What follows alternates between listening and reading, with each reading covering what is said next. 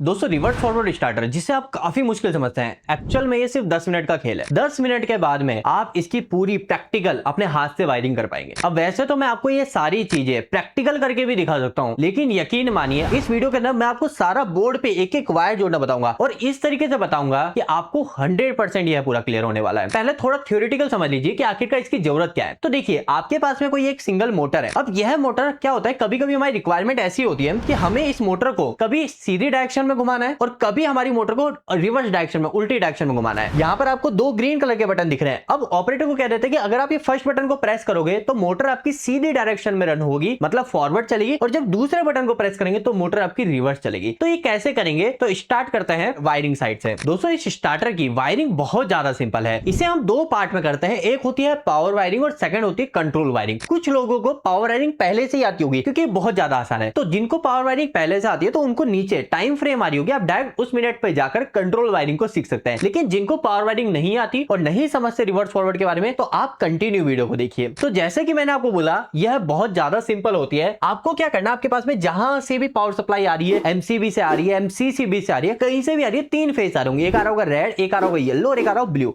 तो आप क्या करना, आपके पास में जो एक कॉन्टेक्टर है, इस कॉन्टेक्टर के L1 पर रेड फेस को लाके जोड़ देना। फिर इसके बाद में येलो फेस को L2 पे ले जाके दे देना, और आपका जो थर्ड फेस है मतलब ब्लू फेस है, इस ब्लू फेस को आपको L3 पे ले जाके दे देना है। तो कॉन्टेक्टर पे R, Y, B तीनों फेस आ गए। इसके बाद में आपको क्या देखना है, आपके पास में जो मोटर होगी, इस मोटर के जब आप ऊपर कनेक्शन प्लेट को देखोगे तो कनेक्शन प्लेट कुछ इस तरीके से होगा। आपके पास में एक, दो या तीन, इस तरीके से तीन टर्मिनल होंगे। किसी के आपके 6 टर्मिनल भी हो सकते हैं, इस तरीके से 6 टर्मिनल भी हो सकते हैं। अगर 6 टर्मिनल है तो कुछ नहीं करना, आमने सामने के टर्मिनल को इस तरीके से शॉर्ट कर देना है। आमने सामने के टर्मिनल को इस तरीके से शॉर्ट कर देना, और शॉर्ट करने के बाद में अब ये टोटल 3 टर्मिनल बन गए, 1, 2 और ये 3। तो आपको क्या करना है, यहाँ पे जो 3 टर्मिनल है, इस टर्मिनल पे T1 से आपको लाना है एक रेड फेस और मोटर के एक टर्मिनल पे जोड़ देना है। आप इस रेड को इधर भी जोड़ सकते हैं, इधर भी जोड़ सकते हैं, इधर भी जोड़ सकते हैं, कोई भी दिक्कत वाली बात नहीं, किधर भी जोड़ दीजिए, कोई फर्क नहीं पड़ता। इसके बाद में सेकंड एक लिया येलो, और इस येलो को ले जाके इधर दे दिया, और तीसरा ले लिया आपने ब्लू और इसको ले जाके आपने इधर दे दिया। मैंने आपको बताया अगर 6 टर्मिनल वाली मोटर है तो भी कुछ सोचना नहीं है, इन 3 को इधर से ऐसे शॉर्ट कर देना, ठीक है।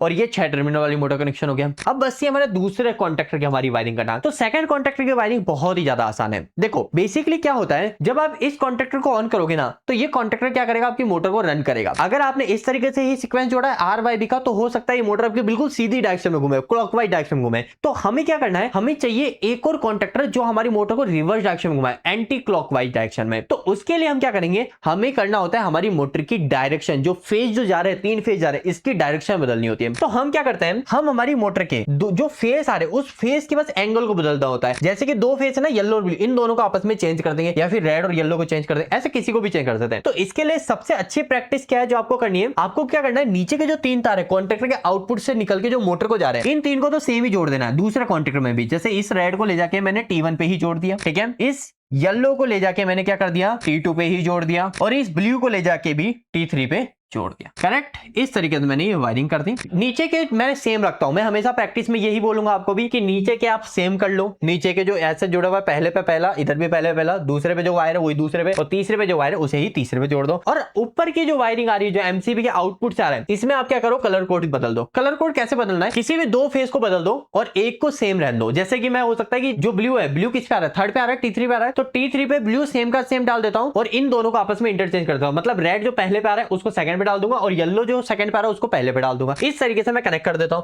तो मैं क्या करता हूं, यहां से ब्लू को उठाता हूं, इस ब्लू को उठा के L3 पे मैं जोड़ देता हूं। आप किसी को भी बदल सकते हो, आप येलो और ब्लू को आपस में भी बदल सकते हो, आप रेड और ब्लू को भी आपस में बदल सकते हो। आपको 2 को बदल देना है और एक को सेम रखना है। इसके बाद में क्या करता हूं, यहां से रेड लेता हूं। अब रेड को मैं क्या उधर ही जोड़ूंगा, L1 पे ही जोड़ूंगा उस कॉन्टैक्ट के, नहीं, अब मैं कहां जोड़ूंगा, इसको L2 पे जोड़ दूंगा, करेक्ट। और यहां से एक येलो लेता हूं और इस येलो को कहां जोड़ दूंगा, मैं L1 पे जोड़ दूंगा। तो इस तरीके से क्या हुआ, हमारे 2 कॉन्ट्रैक्टर अलग अलग हुए, एक मोटर को फॉरवर्ड चलाएगा और एक हमारी मोटर को क्या करेगा, रिवर्स में चलाएगा। तो इस वायरिंग को जो हमने अभी करी, इसे बोलते हैं हम पावर वायरिंग। ध्यान रखिए यहाँ पर एक OLR जोड़ना बचा हुआ है। क्या वो जोड़ना बचा है, OLR, ओवरलोड रिले। तो उसे आप कहां जोड़ोगे, तो देखिए मोस्टली केसेस में क्या होता है, हम सिर्फ एक ही रिले को यूज करते हैं। तो हम क्या करेंगे, हमारी जो रिले है, जो ओवरलोड रिले है, उस ओवरलोड रिले को यहां पर इस जगह पे कनेक्ट करेंगे, इस जगह लग जाएगी, और फिर इस ओवरलोड रिले से जो आउटपुट निकलेगा वो मोटर को जाएगा। अब कई लोग गलती क्या करते हैं, आपकी जो ओवरलोड रिले, उस ओवरलोड रिले को यहां पर पहले लगा देते हैं, यहां पर देखो इस तरीके से कई लोग क्या गलती करते हैं, ओवरलोड रिले को यहाँ पर डायरेक्ट लगा देते हैं, इस तरीके से ओवरलोड रिले को लगा दिया यहाँ पे। अब ये जो 3 तार है दूसरे कॉन्टेक्ट है वो यहाँ पर लाके जोड़ेंगे, इस ओवरलोड रिले के आउटपुट में ले जाके जोड़ेंगे। तो ये नुकसानदायक है। क्या नुकसानदायक है? मान लो जब आपने इस कॉन्टेक्टर को ऑन किया, मोटर को फॉरवर्ड चलाया, तब तो जो करंट पास हो रहा है वो ओवरलोड रिले से होते हुए जाएगा और मोटर को जाएगा। आगे ज्यादा करंट लेगी मोटर तो ट्रिप कर देगी। लेकिन जब आपकी मोटर रिवर्स में चल रही है, इस कॉन्टेक्ट चल रही है, तो उस केस में आपका जो करंट है वो यहां से आ रहा है, सीधा ओवरलोड रिले के आउटपुट में जा रहा है और इधर जाके मोटर को चला जाएगा। तो यहां पर नुकसान होता है। तो इसलिए हम क्या करते हैं, जो दूसरा कॉन्टेक्टर का जो आउटपुट होता है वो ले जाके ओएलआर के साथ में ही कॉन्टेक्टर के साथ में उसको लगा देते हैं। तो इस तरीके से आपको यहाँ पे वायरिंग करनी है। अब यहाँ पर आपने पावर वायरिंग तो समझ लिया, जो कि बहुत ज्यादा आसान था। अब हम समझते हैं इसकी कंट्रोल वायरिंग। लेकिन कंट्रोल वायरिंग पर बढ़ने से पहले मैं आपको एक मिनट बताना चाहता हूं कि यदि आप ये सारी चीजें हमसे और एडवांस लेवल पे सीखना चाहते हैं, यानी आप चाहते हो कि हम यहाँ पर बोर्ड पे बताएं, प्रैक्टिकल भी बताएं, डाउट्स भी क्लियर करें, तो आप हमारे कोर्स चेकआउट कर सकते हैं। आपके पास में चाहे एंड्रॉइड फोन हो चाहे आईफोन हो, हमारी एप्लीकेशन आपको मिल जाएगी इलेक्ट्रिकल दोस्त नाम से। लिंक आपको डिस्क्रिप्शन बॉक्स में मिल जाएगा, आप चेक कीजिए। हमारी एप्लीकेशन को इंस्टॉल कीजिए, फ्री है इंस्टॉल करना। इंस्टॉल कीजिए, नंबर से लॉगिन कीजिए। लॉगिन करने के बाद में पेड कोर्स सेक्शन है, वहां पर आपको हमारे मल्टीपल इस तरीके से कोर्सेज देखने को मिलेंगे, जिसके अंदर वायरिंग कोर्स है, यानी कि अगर आप पैनल वायरिंग सीखना चाहते हैं, किसी भी पैनल पे जाके काम कर सके, रिवर्स फॉरवर्ड स्टार्टेड है तो बहुत आसान सी बात है। आपको किसी ने बोल दिया कि एक बटन दबाया, बटन दबाते ही कुछ एडवांस सर्किट बोल दिया, बटन दबाते ही मोटर चलनी चाहिए, कुछ समय तक चलनी चाहिए, फिर उसके बाद एक मोटर बंद हो जानी चाहिए, दूसरी चलनी चाहिए, एक सेंसर ऑपरेट होते ही कुछ और चीज चल जानी चाहिए। मतलब चीजें सीखेंगे बिल्कुल जीरो से, बिल्कुल जीरो। मतलब पुश बटन क्या होता है, वायरिंग क्या करता है वो भी नहीं पता, वहां से सीखेंगे और एडवांस लेवल तक जाएंगे। किसी भी तरीके का टास्क दे दिया, किसी भी तरीके की पैनल दे दी फॉल्ट के साथ में, हम उसको सही कर सके।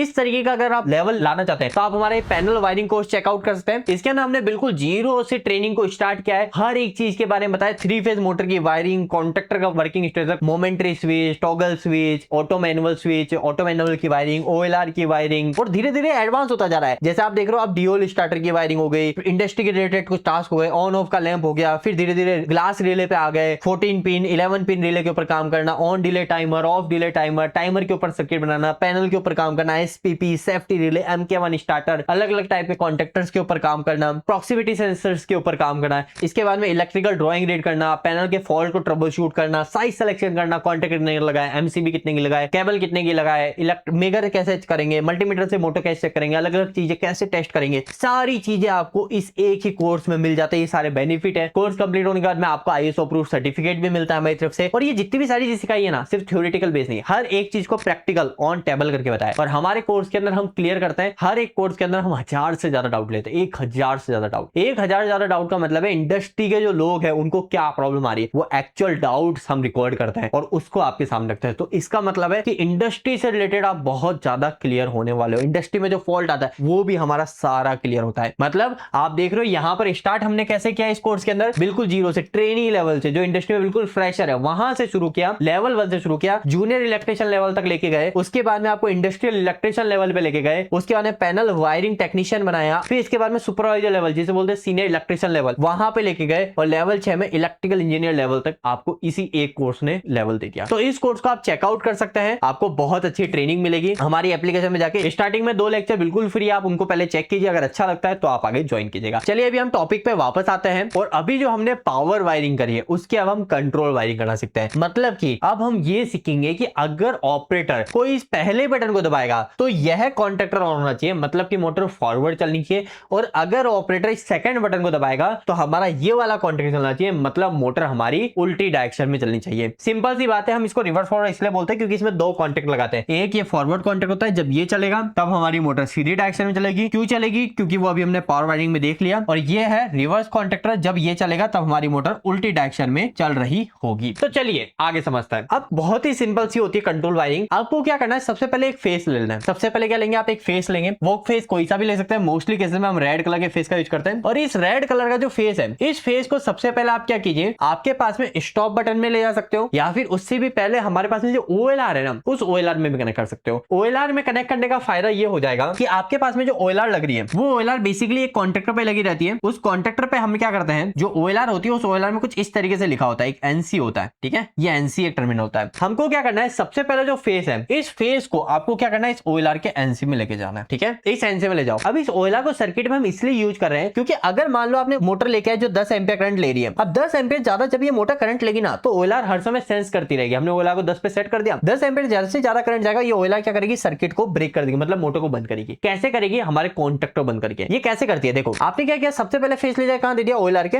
एनसी में। अब एनसी में दे दिया तो अब आप क्या करोगे, इसके एनसी के आउटपुट से फेस ले जाके आप क्या दोगे, आगे की वायरिंग में दे दोगे। आगे की वायरिंग मतलब स्टॉप बटन में ले जाके दे दिया। तो ऐसा करने से क्या हुआ, सोचो अगर आपकी मोटर ने ज्यादा करंट लिया, 10 एम्पीयर ज्यादा करंट लिया, तो ओएलआर क्या करेगी, ट्रिप करेगी। और ट्रिप करती पता है क्या करती है, ये यहाँ पे जो करंट है ना, इस करंट को आगे देना बंद कर देगी। एनसी का मतलब ये होता है नॉर्मल कंडीशन में क्लोज रहता है, लेकिन जैसे ही ट्रिप हुई, ओएलआर ट्रिप हुई, ये एनसी की सप्लाई यहाँ वाली यहाँ पे मिलेगी नहीं। और जब यहाँ सप्लाई नहीं मिलेगी तो आगे जो भी सर्किट में करंट जा रहा है वो सारा बंद हो जाएगा। तो स्टार्टिंग में ही ये ओएलआर क्या कर देती है, हमारे सर्किट को क्या कर देती है, बंद कर देती है, अगर हमारा कल को ओवरलोड हुआ तो उस कंडीशन में। तो अब हम क्या करेंगे, यहां से सप्लाई ले जाके एक स्टॉप बटन में देंगे। स्टॉप बटन का एडवांटेज ये होता है कि कल को मेरे को मोटर को बंद करना है तो हम क्या करते हैं, सबसे पहले स्टॉप बटन लगाते हैं। ऑपरेटर को बंद करना मोटर, इस बटन को दबाएगा, बंद हो जाएगा। ये क्या करता है, सप्लाई को आगे जाने से रोक देता है, क्योंकि इसके पीछे भी क्या रहता है, एनसी रहता है। बेसिकली क्या रहता है, एनसी। तो जैसे ही ये प्रेस होता है, प्रेस होते ही एनसी क्या हो जाएगा ऊपर, तो यहाँ की सप्लाई यहाँ जाना बंद और हमारा कॉन्टेक्टर क्या हो जाएगा, बंद, मतलब मोटर बंद हो जाएगी। अब इसके बाद में आप क्या करोगे, एक स्टार्ट बटन में दे दोगे और यहीं से एक और फेज ले जाके दूसरे स्टार्ट बटन में दे दोगे। दोनों स्टार्ट बटन में एक एक फेज दे दिया।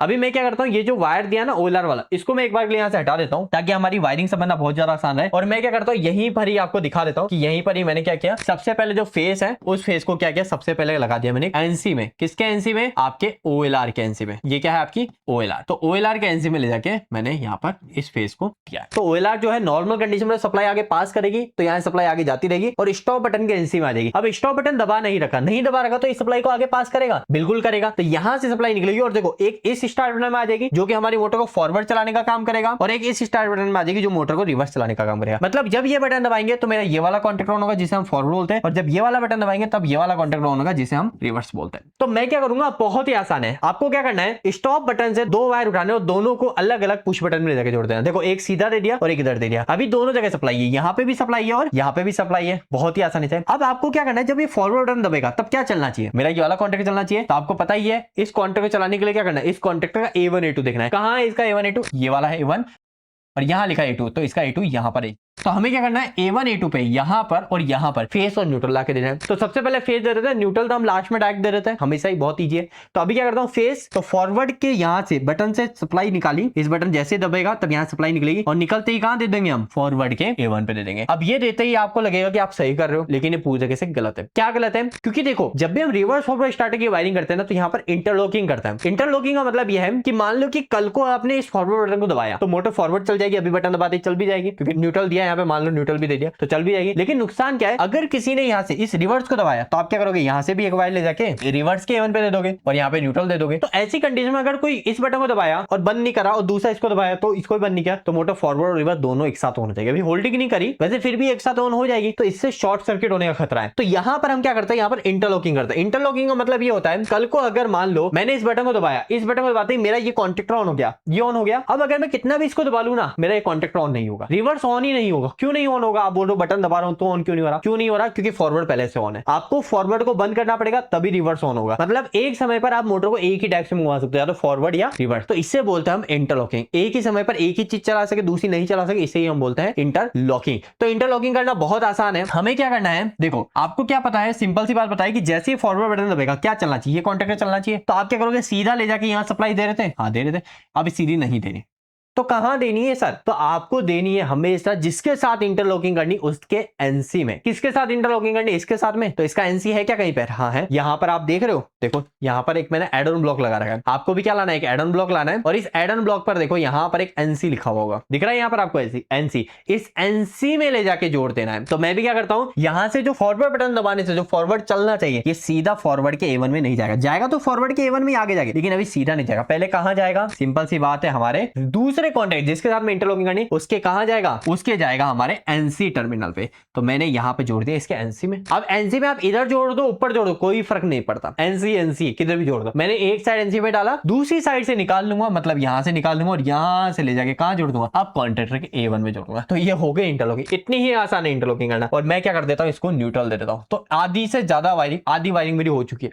अब थोड़ी सी और बची है, इसको भी कंप्लीट कर लेते हैं। अब बताओ एक और बात, ये रिवर्स का बटन है, इस रिवर्स के बटन से सप्लाई कहां जाएगी, क्या सीधी रिवर्स के A1 पे जाएगी, आप बोल दो हाँ, नहीं जाएगी। क्यों नहीं जाएगी? क्योंकि इंटरलॉकिंग करना है। आगे से ध्यान रखना, इंटरलॉकिंग नहीं करी, अगर डायरेक्ट जोड़ दूंगा तो इंटरलॉकिंग नहीं होगी। तो इंटरलॉकिंग करने के लिए किसके साथ इंटरलॉकिंग करनी है? फॉरवर्ड के साथ में। तो कहां जाएगी पहले सप्लाई? पहले जाएगी हमारे फॉरवर्ड के एनसी में। तो यहां से ये फेस उठाया और इसको उठा के जोड़ दिया हमारे फॉरवर्ड के एनसी में। क्या ऊपर भी जोड़ सकता था? हाँ जोड़ सकता था, मैंने बोला था ना ऊपर जोड़ लो नीचे जोड़ लो, कोई फर्क नहीं पड़ता। मैंने नीचे जोड़ दिया और ऊपर से अब निकाल लूंगा और इसको ले जाकर मैं जोड़ दूंगा हमारे कॉन्ट्रैक्टर के A1 पे। और इतना करते हमारी वायरिंग पूरी हो गई, बिल्कुल कंप्लीट हो गई। बस एक चीज बची है, होल्डिंग करना। अभी क्या होगा, अभी हमारी ये हो चुकी है, अगर आपको किसी ने बोल दिया ना भैया जब तक मैं फॉरवर्ड दबाऊं ना तब तक फॉरवर्ड चलना चाहिए, तब तक मोटर फॉरवर्ड चलनी चाहिए, और अगर मैं छोड़ दिया तो बंद हो जानी चाहिए अपने आप, यानी स्टॉप बटन की जरूरत ही नहीं, अपने आप बंद हो जाएगी। और जब मैंने रिवर्स दबाया तो रिवर्स दबाते ही रिवर्स चल जानी चाहिए, उल्टी घूम जानी चाहिए, लेकिन जैसे ही रिवर्स का छोड़ दिया तो बंद हो जानी चाहिए। तो इतनी वायरिंग हो चुकी है, इसे हम इंचिंग सर्किट भी बोलते हैं, और ये हो चुका है। लेकिन अब मुझे बोल दिया कि भैया बटन दबाया एक बार और कंटिन्यू चलते रहे, कंटिन्यू मोटर फॉरवर्ड चलते रहे, रिवर्स दबाए तो रिवर्स कंटिन्यू चलते रहे, तब तक चलता रहे जब तक मैं स्टॉप बटन न दबाऊं। तो इसकी वायरिंग कैसे करेंगे? इससे बोलते हैं हम होल्डिंग। तो होल्डिंग करना तो बहुत आसान है, होल्डिंग करना इतना ज्यादा आसान है जिसकी हद नहीं।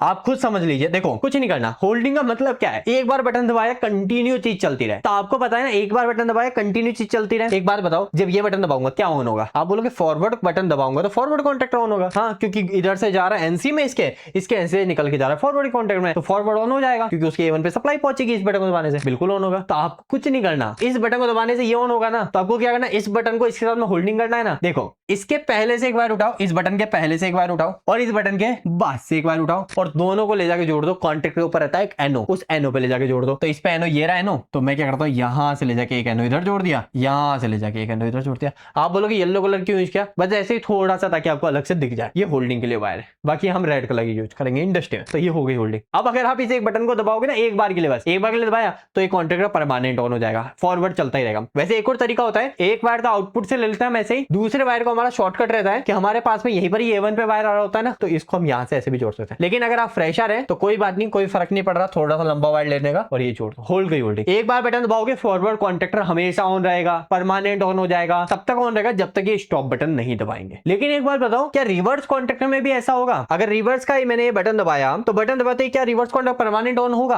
परमानेंट ऑन का मतलब एक बार बटन दबाया और छोड़ दिया, ऑन ही रहेगा क्या? नहीं रहेगा। क्यों नहीं रहेगा? क्योंकि रिवर्स की होल्डिंग नहीं करी। रिवर्स तो तब तक ही चलेगा जब तक बटन दबाया, ठीक है। तो रिवर्स की होल्डिंग अब आप बताओ कैसे करना है? बहुत ही सिंपल है सर, होल्डिंग करना सबसे आसान है। कैसे आसान है? एक पहले से वायर उठाया, इससे किसकी होल्डिंग करनी है? उसकी, बिल्कुल। इसके बाद से एक वायर उठाया, ले जाके कहां जोड़ दिया? जिसकी होल्डिंग करनी है उसके एनो पर। एक किसी, ऐसा नहीं ऊपर वाले को ऊपर वाले एनो पे जोड़ना, ऐसा कोई दिक्कत नहीं है। इस वाले को नीचे जोड़ दो, उस वाले को ऊपर जोड़ दो, तो भी हो जाएगी होल्डिंग। तो ये हो गई होल्डिंग। लो, अब एक बार ये दबाओगे ये परमानेंट ऑन हो जाएगा। यहाँ पे इंटरलॉकिंग भी करिए, एक बार अगर रिवर्स ऑन हो गया तो क्या मैं फॉरवर्ड दबाऊंगा फॉरवर्ड चलेगा? नहीं चलेगा। क्यों नहीं चलता? क्योंकि है ना, जब आपका रिवर्स ऑन हो जाएगा ना, जब आपका रिवर्स ऑन हो जाएगा तो ये जो एनसी है ना, ये एनसी सप्लाई देना बंद कर देगा। बंद कर देगा कैसे? देखो, एक बार दबाया, दबाते ही आपका रिवर्स ऑन हो गया मान लो। अब अगर आप इस फॉरवर्ड को दबाओगे ना, तो फॉरवर्ड को दबाते ही आपकी सप्लाई यहां से निकलेगी, यहां से निकल के देखो कहां जाएगी, यहां पे आ जाएगी इसके एनसी पे। अब ये अगर पहले से ऑन है ना, तो ये एनसी क्या हो जाता है? ओपन हो जाता है, ये सप्लाई को आगे नहीं देगा। ये तब तक आगे नहीं देगा जब तक हम इसको बंद नहीं करेंगे। तो अगर ये एक बार ऑन है तो आप कितना भी फॉरवर्ड का बटन दबा लो, फॉरवर्ड नहीं चलेगा। और एक बार फॉरवर्ड ऑन है तो कितना भी रिवर्स बटन दबा लो, रिवर्स नहीं चलेगा। दूसरा चलाने के लिए आपको इस स्टॉप बटन को दबाना पड़ेगा। तो इतनी सिंपल तरीके से मैंने आपको ये रिवर्स फॉरवर्ड स्टार्टर बताने की कोशिश करी। उम्मीद है आपको बहुत अच्छी लगी होगी वीडियो कैसी लगी, मैंने इतने देर लगाई, आप भी छोटा सा समय लेके कमेंट करके जरूर बताना। और साथ ही साथ यदि आप हमसे सारी चीज डिटेल में सीखना चाहते हो, दो तरीके हमसे सीखने के, एक है ऑनलाइन और एक है हमारे सेंटर पे आके ऑफलाइन। ऑनलाइन आप हमारी एप्लीकेशन देख सकते हो, अगर आप इंडस्ट्री में काम करो, ऑफलाइन आना पॉसिबल नहीं है। ऑनलाइन सीख लो, बाद में प्रैक्टिकल करने आ जाना। लेकिन अगर आप हमसे सारी चीजें प्रैक्टिकली ही सीखना चाहते हो, 2.5 महीने आना चाहते हो, RLC, PLC, VFD के ऊपर काम करना, SCADA, HMI सारी चीज सीखना चाहते हो एडवांस तक, जीरो से लेकर एडवांस तक सिखाते हैं हम, जो भी चीज सिखाते हैं वो चीज सीखना चाहते हो तो आप 2.5 महीने के लिए आ सकते हो हमारे साथ में। प्रैक्टिकली इंस्टीट्यूट में सारी चीजें सीख सकते हो जयपुर राजस्थान में। कोई भी डाउट है तो कोई दिक्कत नहीं है, हमारी टीम है पूरी आपको सपोर्ट करने के लिए। ऑफिस नंबर पे कॉल कीजिए 8690045999। आपके लिए पर्सनली आपकी लाइफ के हिसाब से क्या बेस्ट है वो आपको टीम सजेस्ट करेगी, आप कॉल करके जान सकते हैं। आज के इस वीडियो में इतना ही, मिलते हैं अगली वीडियो में, तब तक के लिए धन्यवाद।